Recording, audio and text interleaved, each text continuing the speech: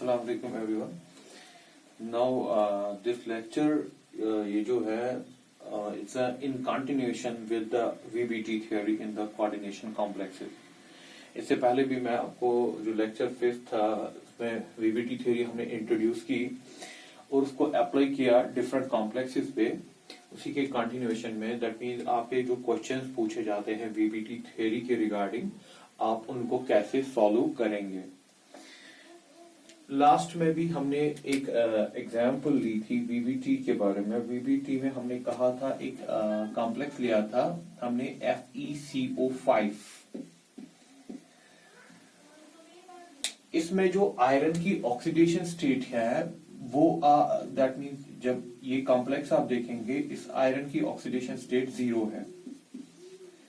तो आयरन का जो एटॉमिक नंबर होता है इट इज 26. इसकी जो कॉन्फ़िगरेशन है outer configuration is 3d6 4s2.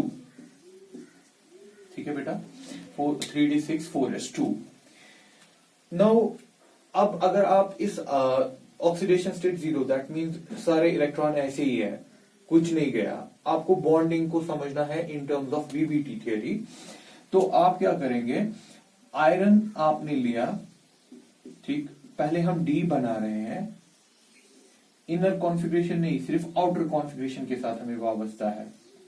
Outer तो होता है 4s लेकिन उससे पहले 3d6 जो D इसका है, जो इसका पेनल्टीमेट शेल है, ये भी इसका वैलेंस शेल माना जाता है. तो आयरन जो ट्रांजिशन मेटल्स हैं इसमें दो वैलेंस होते हैं. एक तो होता है आउटर और उससे एक पहले, that mean particularly this D. ये हमने बनाया 3d और ये बनाया 4s और ये बनाया 4p. इससे आगे पहले भी इलेक्ट्रॉन्स हैं क्योंकि आप देखिए इसमें 26 है. इसकी जब आप कॉन्फ़िगरेशन लिखोगे ना आयरन की, इट इज आर्गन, फिर हो गया 3d6 4s2. हमें इस ऑर्गन वार्गन से कुछ नहीं मसला, हमें सिर्फ जो आउटर जो वैलेंस है वैलेंस के साथ हम डील करना चाहते हैं. तो हमारे पास वैलेंस अब क्या है, D के 6 है और S की 2 है. D के 6 और S में 2, ये हो गए D के 6 और S के 2. पिछले लेक्चर में थोड़ा सा इसमें प्रॉब्लम हो गया था, हमने S वाले काउंट नहीं किए थे, तो उसका वो आप करेक्ट कीजिएगा वहां पर. नाउ ये जो S की 2 है इसकी ऑक्सीडेशन स्टेट 0 है. सबसे पहली बात 0, दैट मीन कोई लूज नहीं किया, इसको ऐसे ही रहना है. अब कार्बोनिल जो है ये स्ट्रॉन्ग लीगेंड माना जाता है, strong field ligand. Strong field ligand का दूसरा मतलब होता है ये पेयरिंग करवाएगा. क्यों पेयरिंग करवाएगा, दैट मींस CO में ऐसा क्या है ये पेयरिंग करवाएगा. VBT इसको एक्सप्लेन नहीं कर पाती ये क्यों पेयरिंग करवा रहा है, वो हम अगली थ्योरी में एक्सप्लेन करेंगे कि ये क्यों पेयरिंग करवाता है. लेकिन पेयरिंग यहां पर आपको करनी है कि आप मान रहे हो ये जो CO है, CO जो है it is a strong field ligand. Strong field ligand होगा जो पेयरिंग करवाएगा. दैट मीन इनको आपको अंदर करना है. देखिए अंदर कैसे आप करेंगे. आयरन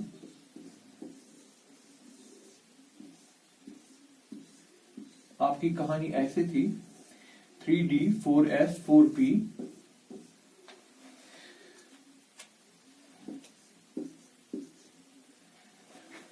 ये थे आपके पास. देखिए अब मैं पेयरिंग कैसे करवा रहा हूं. ये था आपका D. अब क्या करेंगे आप, इस S को भी अंदर फिल करेंगे, ये भी अंदर आप भेज देंगे. दैट मीन जब इन दोनों को यहां पर भेजा जाएगा तो ऐसे रहेगा ना. और अभी भी एक दैट मीन आपकी पेयरिंग हो सकती है. ये आपको उठाना है यहां से और डाल दिए यहां पर, तो हो गई पेयरिंग. दैट मीन आपको अनपेयर्ड कोई नहीं रखना है. आपको पॉसिबिलिटी दैट मीन कोशिश करनी है कि सारे के सारे पेयर हो जाए. ठीक, आपने क्या किया, इस वाले इलेक्ट्रॉन को जैसे मैं यहां दिखा रहा हूं, पेयरिंग कैसे की आपने इस वाले इलेक्ट्रॉन को यहां भेजा और ये जो दूसरा इलेक्ट्रॉन है इसको यहां भेजा और इसको यहां भेज दिया, तो हो गई ये पेयर अप. अब आपके पास खाली जगह बच गई. पेयरिंग किसकी वजह से हुई, कार्बोनिल की वजह से. Is a strong field ligand. अब आपको क्या देखना होता है, आपको देखना होता है कि आपके पास कितने लीगेंड्स हैं. लीगेंड्स कितने हैं आपके पास, 5 मतलब कि आपके पास 5 खाली ऑर्बिटल होने चाहिए। पहला होता है कि आपने एटम को लिखा, मेटल को लिखा, फिर देखा उसमें कोई ऑक्सीडेशन स्टेट कितना है, उतने इलेक्ट्रॉन बाहर करने हैं, लेकिन इसमें ऑक्सीडेशन स्टेट 0 है तो कोई इलेक्ट्रॉन बाहर नहीं करना है। उसके बाद देखना है लिगेंड कौन सा है, लिगेंड स्ट्रॉन्ग फील्ड है, स्ट्रॉन्ग फील्ड मतलब आपको पेयरिंग करनी है, दैट मीन आपको खाली स्पिन नहीं छोड़ना है, आपको कोशिश करनी है जितने भी आपको इलेक्ट्रॉन्स वहां पर हैं उनको पेयर अप करना है। नाउ उसके बाद आपको देखना है कि आपको इन 5 कार्बोनिल्स के लिए जगह क्रिएट करनी है, दैट मीन हाइब्रिडाइजेशन करना है। हाइब्रिडाइजेशन होता है मिक्सिंग ऑफ ऑर्बिटल्स। तो देखिए मैं कौन कौन से ऑर्बिटल्स लेता हूं, कितने लिगेंड्स है, 5 है ना, तो मुझे 5 ऑर्बिटल्स चाहिए, 5 लिगेंड, और ये यूनिडेंटेट है। यूनिडेंटेट मतलब एक लोन पेयर देगा, एक कार्बोनिल एक लोन पेयर देगा, that means 5 carbonyl 5 lone pair देंगे। सो यू नीड स्पेस, आपको जगह चाहिए इन 5 और लोन पेयर्स के लिए। वो कहां पर रखोगे आप, तो मैं ये पिक कर रहा हूं, 1 2 3 4 5, इन 5 को मैं पिक कर रहा हूं, किसके लिए, कार्बोनिल को जो इलेक्ट्रॉन देना है वो वहीं पर देगा। देखिए मैंने हाइब्रिडाइजेशन किया, इस स्टेप के बाद मैं हाइब्रिडाइजेशन कर रहा हूं। हाइब्रिडाइजेशन में क्या किया आपने, आयरन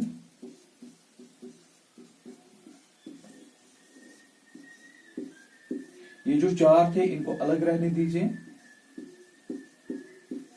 ये कौन सा था, 3D था, इसमें से एक हमने पिक किया, अलग किया, ये और ये 3, ये टोटल बन जाएंगे 5,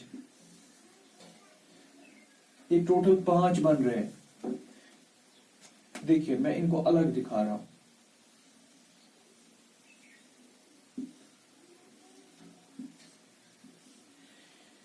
ये कहां से आपने पिक किया, ये आपने D से 1 लिया, S से 1 लिया, P से 3 लिए, तो आपकी हाइब्रिडाइजेशन हो गई DsP3। हाइब्रिडाइजेशन का मतलब होता है मिक्सिंग ऑफ ऑर्बिटल्स।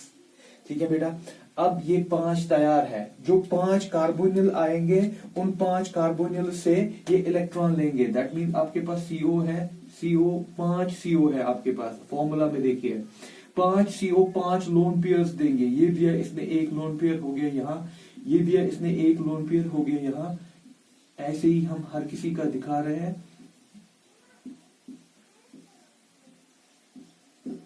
तो इसकी हाइब्रिडाइजेशन क्या बनी, इसकी हाइब्रिडाइजेशन, इसको ठीक कीजिएगा, पिछले लेक्चर में हमने गलती की थी, हमने 2 इलेक्ट्रॉन्स नहीं लिए थे S के, हम इसको बोल चुके थे, लेकिन ये भी यहां पर है क्योंकि इसकी ऑक्सीडेशन स्टेट 0 है। तो इसकी हाइब्रिडाइजेशन है DsP3। कोई फ्री इलेक्ट्रॉन है, कोई फ्री इलेक्ट्रॉन नहीं है, ये डायमैग्नेटिक है। ठीक है बेटा, और इसको क्या कहोगे, आपने इनर D, आपने अंदर वाला D यूज किया इसमें, तो it is inner D complex. जो इनर D या इनर कॉम्प्लेक्सेस होते हैं वो जनरली होते हैं लो स्पिन, इसमें तो कोई स्पिन है ही नहीं, तो इट इज अ डायमैग्नेटिक, या आप इसको ऐसे भी कहते हैं कि जो इनर वाला D यूज होता है ना, यानी कि जो पेयरिंग करवाता है, पेयरिंग जो करवाता है वो जो कॉम्प्लेक्सेस होते हैं वो लो स्पिन कॉम्प्लेक्सेस होते हैं। और DsP3 की जो शेप है it is trigonal bipyramidal, DsP3 it is trigonal bipyramidal, ऐसे रहेगा, आयरन CO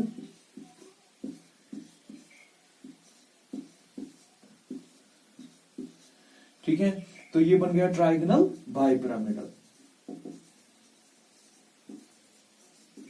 तो ऐसे हमने लास्ट में भी सीखा था, ये मैंने रिपीट कर दिया उसी चीज का जो हमने पीछे किया है। VBT में मैंने आपको सिखाया कि VBT में कैसे आपको करना है, कैसे हाइब्रिडाइजेशन बोलना है, मैग्नेटिक प्रॉपर्टी कैसे बोलना है, स्ट्रक्चर कैसे बोलना है, वो हमने डिस्कस किया। अब देखिए हम फोकस करेंगे यहाँ पर, ज्यादातर हमें क्वेश्चंस कैसे मिलेंगे उन पे हम फोकस करेंगे कि हमें क्वेश्चंस कैसे कैसे पूछे जाएंगे। आप याद रखिए इसमें ज्यादातर जो क्वेश्चंस होते हैं ना वो होते हैं कि आपका कॉम्प्लेक्स डायमैग्नेटिक है, पैरामैग्नेटिक है, या तो ये होगा आपके पास कितने अनपेयर्ड इलेक्ट्रॉन्स हैं, क्योंकि अगर आपको नंबर ऑफ अनपेयर्ड इलेक्ट्रॉन्स पता चल गया तो आप वहां से मैग्नेटिक मोमेंट जो आपको √n n+2 से निकलता है, जो मैंने पिछले लेक्चर में आपको बताया था, या तो आपको पूछेगा कि मैग्नेटिक है नहीं है, या तो आपको पूछेगा इसका अनपेयर्ड इलेक्ट्रॉन्स कितने हैं, या तो पूछेगा उसमें मैग्नेटिक मोमेंट कितना बना, या आपसे पूछा जाएगा शेप क्या है, इसकी ज्योमेट्री या हाइब्रिडाइजेशन क्या है। That mean most expected questions यही होते हैं इसमें वीबीटी में। तो देखिए इसके लिए हम कुछ प्रिपरेशन करेंगे कि अगर हमारे क्वेश्चन पूछेगा तो हम क्या इसमें के लिए एक स्कीम बना देते हैं ताकि आप जल्दी से जल्दी इसको सॉल्व कर सको। देखिए सबसे पहले आपको थोड़ा सा आइडिया होना चाहिए कि स्ट्रॉन्ग फील्ड और वीक फील्ड लिगेंड्स कौन से हैं। ऑल्दो वो क्यों हम स्ट्रॉन्ग कहते हैं, क्यों हम वीक कहते हैं, इस थ्योरी से कुछ नहीं पता चलेगा। सिर्फ आप फिलहाल स्ट्रॉन्ग फील्ड लिगेंड्स जो होते हैं ना जनरल में, ऑल्दो हमें इनको डिटेल में पढ़ना है नेक्स्ट जो हम पढ़ेंगे थ्योरी। स्ट्रॉन्ग फील्ड लिगेंड्स होते हैं कार्बोनिल है, नाइट्रोसिल है, एनो नेगेटिव, और ऐसे ही आपके पास है ईडीटीए है, अमोनिया है। ये कुछ हमारे पास एग्जाम्पल्स हैं जो हम क्लासिफाई करते हैं कि मैं हमारे पास स्ट्रॉन्ग लिगेंड्स में इनको रखते हैं हम। यहाँ पर मैं NO2 नेगेटिव है, NH3 है हमारे पास, इथिलीन डाइअमाइन है EN, it is also a strong field ligand. इनको हम स्ट्रॉन्ग फील्ड में रख देते हैं। वीक फील्ड्स में हमें लास्ट में सीरीज भी इनकी बनानी है, लेकिन फिलहाल के लिए हम याद रखने के लिए वीक फील्ड हमारे पास होता है हैलाइड्स। हैलाइड्स रखिएगा याद, जिसमें आपका क्लोराइड है, ब्रोमाइड है, फ्लोराइड है, आयोडाइड है, ये सारे वीक फील्ड होते हैं। वाटर भी most of the time it's a weak field. इनमें कुछ उधर इधर हो सकता है क्योंकि ये बहुत चीजों पे डिपेंड है, लेकिन क्वेश्चन सॉल्व करने के लिए फिलहाल आप क्या करेंगे, इनको ऐसे रखेंगे कि स्ट्रॉन्ग फील्ड कौन सा होता है, वीक फील्ड कौन सा होता है। रख दिया आपने याद स्ट्रॉन्ग फील्ड और वीक फील्ड क्या है। चलिए ठीक है, इसके बाद स्ट्रॉन्ग फील्ड क्या होता है, जो पेयरिंग करवाता है। वीक फील्ड क्या होता है, जो पेयरिंग नहीं करवाता। हम एक टेबल बनाएंगे जिससे हमें मदद होगी कि हम इनको सॉल्व कैसे करें। देखिए मैं एक टेबल बना रहा हूं जिसमें मैं पहला कॉलम डाल रहा हूं सिस्टम, ठीक, और दूसरा रखेंगे कुछ एग्जाम्पल्स।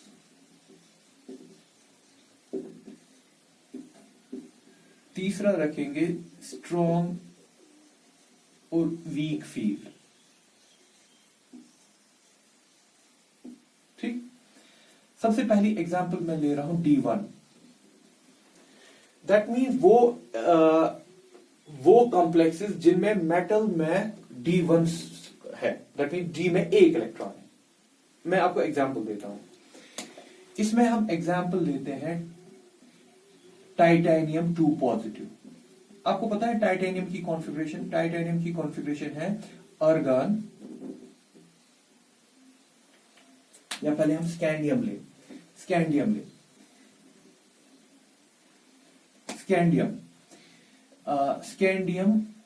2 पॉजिटिव।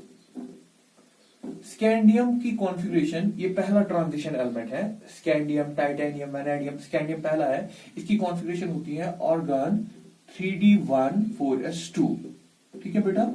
अब अगर मैं +2 लिख रहा हूं तो दैट मीन आपने S से 2 इलेक्ट्रॉन निकाले, आपके पास सिर्फ एक D में है, तो it is a D1 system. इसको हम D1 सिस्टम कहते हैं। याद रखिएगा, ये हमें आगे थ्योरीज में भी यूज करना है, सिस्टम्स को कैसे नाम दिया जाता है। ऐसे ही है हमारे पास D2 सिस्टम, ठीक है। D2 के लिए मैं एग्जांपल ले रहा हूं टाइटेनियम 2 पॉजिटिव, ठीक। टाइटेनियम की जो कॉन्फ़िगरेशन है ना, टाइटेनियम की है आर्गन 3d2,4s2, 2 पॉजिटिव है तो S के 2 आपने निकाल दिए, आपके पास 3d में 2 है, तो इसको कहा जाता है D2 सिस्टम। D3, इसमें मैं वैनेडियम 2 पॉजिटिव डाल रहा हूं। D4 को छोड़ दीजिए क्योंकि D4 की एग्जांपल्स बहुत कम है जो कोऑर्डिनेशन कॉम्प्लेक्स में आप देखोगे, इसलिए मैं यहां मेंशन नहीं कर रहा हूं। जनरल फॉर आपके क्वेश्चंस कैसे बनेंगे उसके लिए D4 मैंने मेंशन यहां नहीं किया जानबूझ के।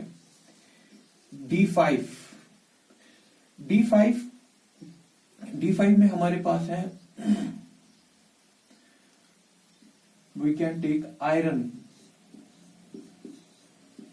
3 पॉजिटिव। यहां पर D3 की एक और एग्जांपल दे सकते हो, वैनेडियम 2 पॉजिटिव, क्रोमियम 3 पॉजिटिव।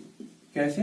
क्योंकि क्रोमियम की कॉन्फ़िगरेशन है आर्गन बेटा याद है एक्सेप्शनल कॉन्फ़िगरेशन होती है इसकी 3d5 4s2। एस से अगर 3 पॉजिटिव लिखा, एस से 2 निकले, डी से 1 निकला तो बना ना 3d, इट बिकम्स एस से 2 निकले यहां पर, यहां पर एस से 3d5 4s1 है, एस से 1 निकला और डी से 2 निकले और ये बना हमारे पास 3। सो इस कॉन्फ़िगरेशन एक्सेप्शनल कॉन्फ़िगरेशन होती है, तो ये भी इसकी D3 की एग्जांपल में आता है। D5 होता है Fe3 पॉजिटिव, आप D5 ले सकते हो। वी कैन टेक मैग्नीज की एग्जांपल हम ले सकते हैं इसमें, मैग्नीज की एग्जांपल हम ले सकते हैं। मैग्नीज 2 पॉजिटिव, मैग्नीज की कॉन्फ़िगरेशन देखिएगा तो हम इस D5 में इसको डाल सकते हैं। ऐसे ही हमारे पास D6 में हम एग्जांपल लेंगे, it is iron 2 positive, cobalt 3 positive. D7 cobalt 2 positive. D8 निकल 2 positive.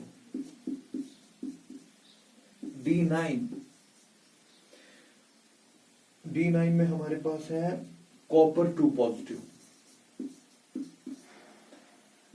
D10 it is zinc 2 positive. तो ये देखिए मैंने एग्जांपल्स बनाई किनकी, ये मैंने बनाई सिर्फ 3D ट्रांजिशन सीरीज की, जिसमें 3D इन्वॉल्व है। अभी मैं 4D और 5D की बात नहीं कर रहा हूं, उनको कैसे करना है वो मैं आपको लास्ट में बताऊंगा, लेकिन ज्यादातर हमें क्वेश्चंस इसमें मिल जाएंगे। नाउ हम क्या कर रहे हैं, हम एक दैट मीन अगर इनको कॉम्प्लेक्स बनाना है, मेटल ये है और आपके पास स्ट्रॉन्ग या वीक फील्ड है, तो उस वक्त आप कैसे सॉल्व करोगे। देखिए यहां पर मैं ये एक कॉलम स्ट्रॉन्ग के लिए जा रहा है, ये कॉलम वीक के लिए जा रहा है। यहां लिख रहा हूं P P P P P P, यहां तक पहले इन 3 के लिए।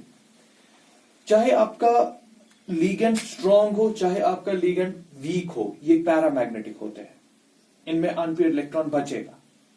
ठीक, चाहे आपका स्ट्रॉन्ग फील्ड हो या वीक फील्ड हो, दैट मीन जो मैंने पहले कहा ना कि कौन से लिगेंड स्ट्रॉन्ग है कौन से वीक है, इनमें इससे कोई मतलब नहीं है कि स्ट्रॉन्ग है कि वीक है, इससे कोई मतलब नहीं पड़ेगा, दे आर ऑल पैरामैग्नेटिक। उसके बाद हम आ रहे हैं किस पे, D5 सिस्टम पे आ रहे हैं। D5 पे आप देखिए it is paramagnetic, it is paramagnetic, paramagnetic है। अब D6, ये वाली एग्जाम्पल्स, D6 अगर स्ट्रॉन्ग है डायामैग्नेटिक, अगर वीक है तो paramagnetic. D7 para, D8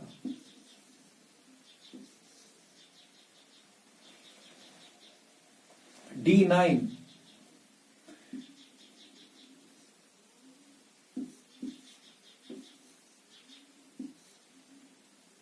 D10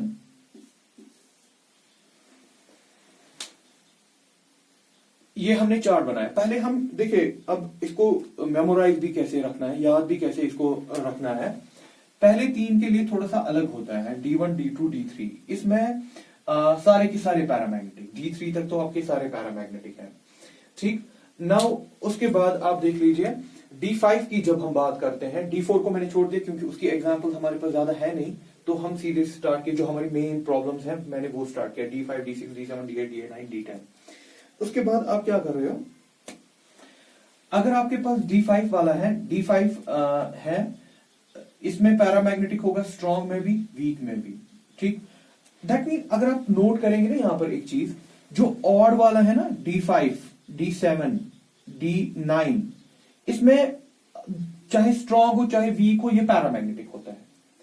लेकिन जो D10 को छोड़ के D5 D7 D9 की बात की, अब देखिए जो इवन्स हैं D6 D8, D6 में स्ट्रॉन्ग में डायामैग्नेटिक और वीक में पैरामैग्नेटिक होता है। आप ऐसे भी याद रख सकते हो क्योंकि ज्यादातर एग्जाम्पल आपकी यही मिलेंगी। जो इवन है आपका, सॉरी जो आपका ऑड है, ऑड में क्या, ऑड में पैरामैग्नेटिक, ऑड में पैरामैग्नेटिक, और जो आपका इवन है, इवन में स्ट्रॉन्ग में डायमैग्नेटिक और वीक में पैरामैग्नेटिक। तो हो गई ये हमारी कहानी। D10 की अलग सी कहानी होती है क्योंकि इसमें कोई अनपेड इलेक्ट्रॉन होता ही नहीं है और मोस्टली इसको ट्रांजिशन एलिमेंट कहते भी नहीं है, जो हम ट्रांजिशन में डिस्कस करेंगे। फिलहाल हम इसको तो दोनों केसेस में डायमैग्नेटिक है ये। अब देखिए, अब देखेंगे नंबर ऑफ अनपेयर्ड इलेक्ट्रॉन्स। देखिए मैं यहां पर ब्रैकेट्स में रख रहा हूं, इसका कितना है, 1 है ना, नंबर ऑफ अनपेयर्ड इलेक्ट्रॉन 1, जो मैं ब्रैकेट में लिख रहा हूं is the number of unpaired electron. 2 3, that mean जो सिस्टम है उतने ही नंबर ऑफ अनपेयर्ड इलेक्ट्रॉन्स है। अब देखिए यहां पर इसमें कितने नंबर ऑफ, ये है 5 है ना। अगर ये वीक में है, वीक की बात कर रहा हूं पहले, 5, उसके बाद 6,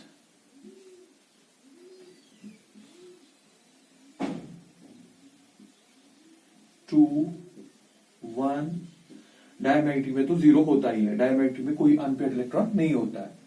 तो ये आप सीधे 5 4 3 2 1 से गया ये 0 तक। हाँ, अब अगर वीक फील्ड, ये ना हम इसकी स्ट्रॉन्ग फील्ड में बात करें, स्ट्रॉन्ग फील्ड में 1, डायमैग्नेटिक में बेटा लिखने की जरूरत नहीं होती है, तो 0, डायमैग्नेटिक में पता ही है 0 1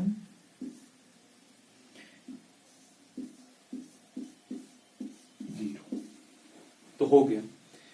अब आपके पास कोई भी कॉम्प्लेक्स देगा इस सीरीज से, तो आपको पहले ही पता है कि उसका पैरामैग्नेटिक है, डायमैग्नेटिक है, और आपका unpaired of number of unpaired electrons कितने हैं। इस टेबल को पूरा बना लीजिएगा, याद रखिएगा इस टेबल को। देखिए अब मैं इसकी कुछ एग्जांपल्स पे आपको ये समझाता हूं, हम जल्दी जल्दी से कैसे सॉल्व कर सकते हैं।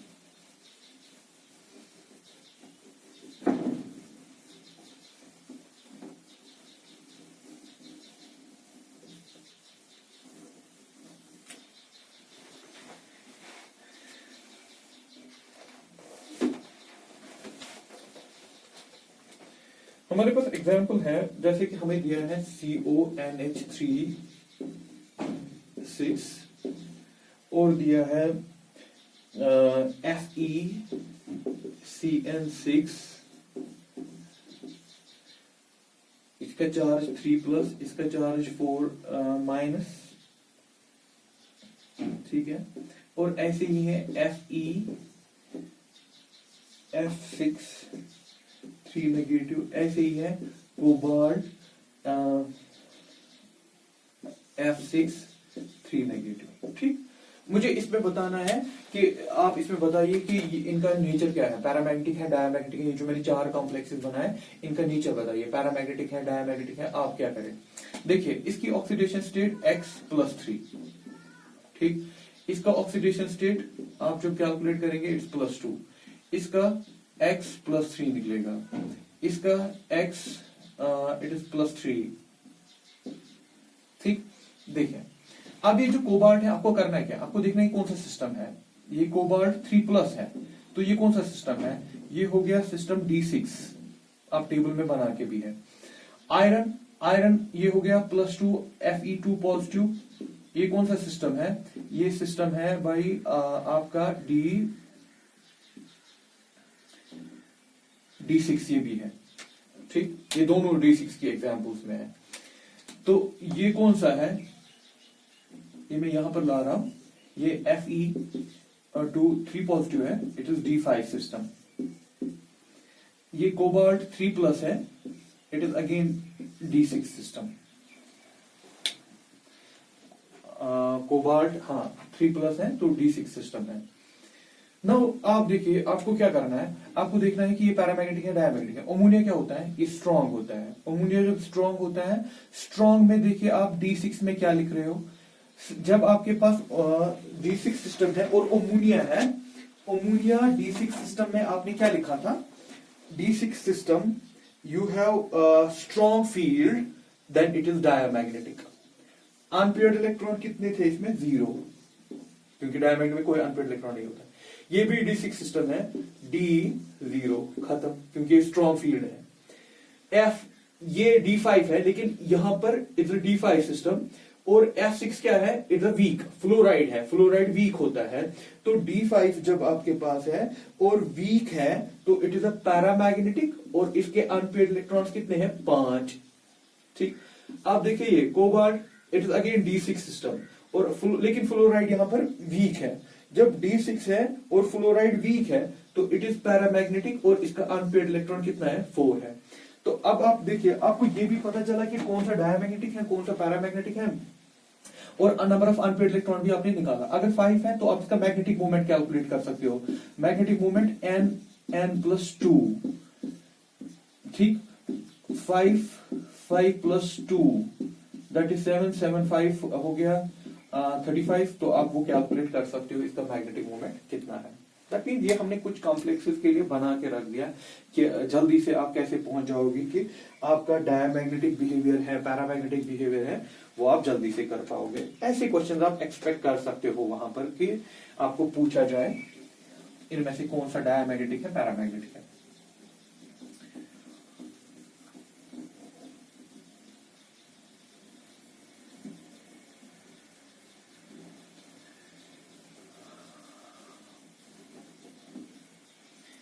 नाउ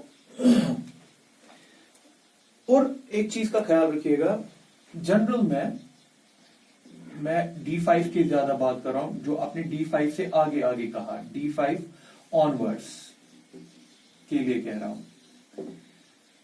अगर आपके पास हाइब्रिडाइजेशन हो जाती है, स्ट्रॉन्ग फील्ड है, मेटल मैंने कहा D5 onwards, D5 D6 D7 strong field है, वीक फील्ड है, ये हाइब्रिडाइजेशन अगर आपके पास 6 लीगेंड कितने हैं, 6 लीगेंड्स, स्ट्रॉन्ग फील्ड में ये हाइब्रिडाइजेशन दिखाएगा D2sp3 और यहां पर दिखाएगा sp3d2। अगर आपके पास 4 लीगेंड्स हैं, ठीक, तो आपकी हाइब्रिडाइजेशन आपकी बन सकती है DsP2। ठीक, अगर वीक है तो आपका बनेगा sp3। अगर 5 है, 5 वाले में 5 लीगेंड्स हैं और स्ट्रॉन्ग है तो आपका बनेगा DsP3, यहां पर बनेगा sp3d। ठीक, इसका स्ट्रक्चर जो होगा वो ऑक्टाहेड्रल होगा, इसका ऑक्टाहेड्रल, इसका स्क्वायर प्लेनर, जो मैं लास्ट में आपको समझा चुका हूं अलग एग्जाम्पल्स पे, इसका टेट्राहेड्रल। इन दोनों का जो होगा वो होगा ट्राइगोनल बाइपिरामिडल। तो ये कुछ चीजें हैं जो आपको नीट में या किसी कॉम्पिटिटिव एग्जाम में पूछा जाता है ज्यादातर, इनके स्ट्रक्चर्स के बारे में, इनके हाइब्रिडाइजेशन के बारे में, इनके मैग्नेटिक मोमेंट्स के बारे में। अगर आप थोड़ा सा इस पे वर्कआउट करेंगे तो ये उतना मुश्किल है नहीं।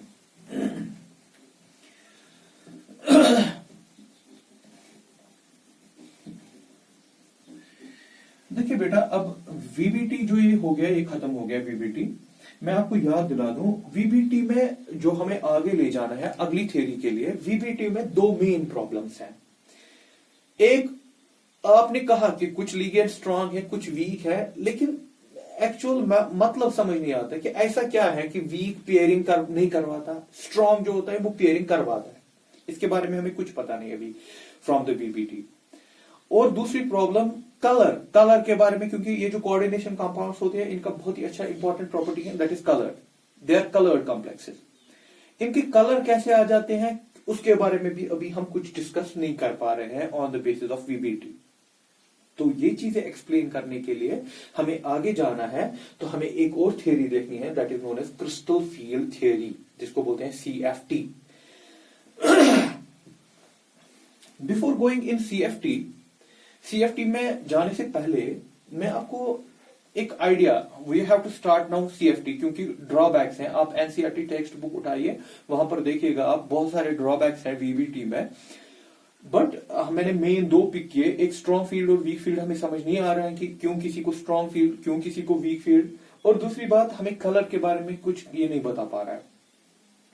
नाउ द नेक्स्ट थिंग, हम CFT स्टार्ट करेंगे। CFT क्या होता है, क्रिस्टल फील्ड थ्योरी। लेकिन उससे पहले मैं आपको कुछ आइडिया देना चाहता हूं कि हम उसमें कैसे जाएंगे। आपको सबको पता है शेप्स ऑफ ऑर्बिटल्स।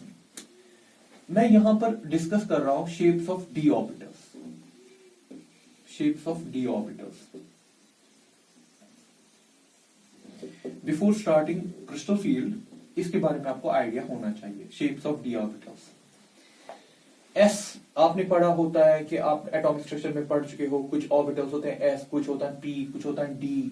वही मैं कह रहा हूं, मुझे अभी एस और पी के साथ उतना मतलब नहीं है जितना मुझे डी के साथ है, और उसके शेप्स आपको पता होने चाहिए। फॉर एग्जाम्पल, चलिए मैं कोई एग्जाम्पल देता हूं, स्कैंडियम, जो मैं अभी कह रहा था। स्कैंडियम या आप ले हम मेन कोई एग्जाम्पल लेते हैं मेटल्स की, आयरन ले लें। आयरन इज 3d6, अभी लिख रहा था 3d6 4s2, ठीक। ये जो डी होता है ना, d6, हम इसको ऐसे, जो मैं बना भी रहा था, ऐसे डब्बे में बनाते हैं, ऐसे दिखाते हैं। दैट मीन्स ये एक, हम कहते हैं जो डी होते हैं ना, डी के 5 ऑर्बिटल्स होते हैं। ऐसे रख रहा हूं मैं 5 में, 3d6 4s2, एस में 2 है, this is 3d, this is 4s, ऐसे आप दिखाते हो, जो हम कर भी रहे थे अभी। नाउ ये जो 3d6 और ये जो 4s2 है, ये जो डी ऑर्बिटल्स हैं, कितने ऑर्बिटल्स हैं डी के? डी के 5 होते हैं, 5 orbitals, and they are degenerate. Degenerate का मतलब होता है इक्वल एनर्जी। इनकी एनर्जी इक्वल है, ठीक। अब इनके शेप्स के बारे में, दैट मीन्स आप ये जो 5 के 5 एक साथ बनाते हो ना, इसका मतलब ये होता है कि इनकी एनर्जी सबकी सेम, इक्वल एनर्जी। शेप की बात करेंगे, इनका अलग अलग नाम रखना है on the basis of shape. देखिए, एटॉमिक स्ट्रक्चर में कर चुके होंगे आप, फिर से करना है इसको। ये मैं एक्स वाई प्लेन बना रहा हूं, एक्स वाई मैंने बनाया एक्सिस का।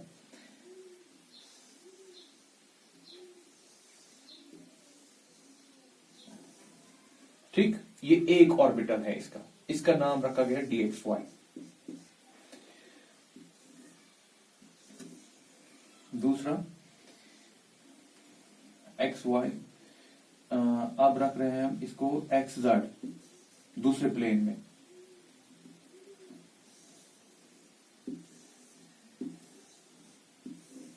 ये हो गया xz। तीसरा हम बना रहे हैं yz का,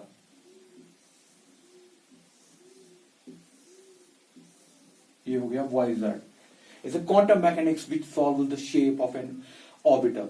दैट मीन्स क्वांटम मैकेनिक्स आपको बताता है कि शेप क्या होगी ऑर्बिटल की, ये किस डायरेक्शन में घूमता है, प्रोबेबिलिटी कहाँ है, ये सारी चीजें प्रोबेबिलिटी है। तो 3 आगे हमारे पास, अभी हमें 2 बनाने हैं।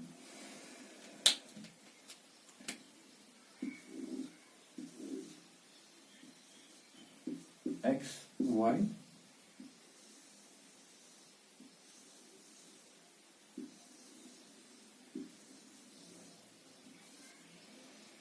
this is xy,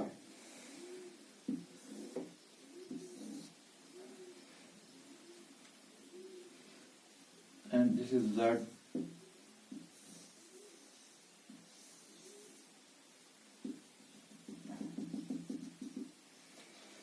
बेटा ये शेप्स हैं डी ऑर्बिटल्स की। ये जो 5 आप डब्बे बनाते हो ना, इनकी शेप, इसमें 3 है जो प्लेन्स में है। दैट मीन ये वाला जो है it's an x y plane, इसका हमने नाम रख दिया dxy। ये जो दूसरा हमारे पास है, ये yz प्लेन में है, इसका नाम रखते हैं dyz। और ये जो है ये xz, sorry, is an x and z, xz, इसका yz, इसका रख दिया dx स्क्वायर y स्क्वायर। ये स्क्वायर कैसे, ये सारा क्वांटम मैकेनिक्स का कार, ये इसको सॉल्व करता है। ये जो लास्ट वाला है, ये सारा z ऑर्बिटल पे होता है, और इसका एक कॉलर होता है यहाँ पर, ठीक। ये कॉलर है जो हर किसी, ये सर्कल नहीं है, ये स्फेरिकल है फिलहाल, लेकिन इसका नाम हमारे पास है dz स्क्वायर। तो आपके पास 5 ऑर्बिटल्स हैं, dxy, dxz, dyz, dx square, y square and dz square. चलिए इसको मैं रखता हूं नाम, एक का dz स्क्वायर, एक का dx स्क्वायर, y स्क्वायर, इसका dxy, इसका d y z d x z, ये हो गए पांच ऑर्बिटल्स हैं, 5 की शेप ऐसे है। इसमें आपको जो याद रखना है ना, जो हम आगे थ्योरी में यूज करेंगे, फिर से कह रहा हूं, ये बहुत ही मुझे चाहिए क्योंकि सारा कॉन्सेप्ट इसी पे बनेगा।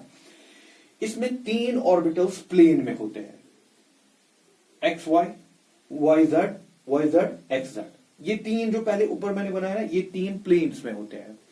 और ये जो 2 है ना, ये एक्सीस पे होते हैं, ये एक्स एक्सीस पे है, ये वो एक्सीस पे जैसे दिख रहा है, और ये जेड एक्सीस पे है। ठीक, तो 3 प्लेन्स में है और 2 एक्सीस पे है। इस चीज को याद रखिएगा, इसी पे हम बिल्ड अप करेंगे आगे जाके क्रिस्टल फील्ड थ्योरी।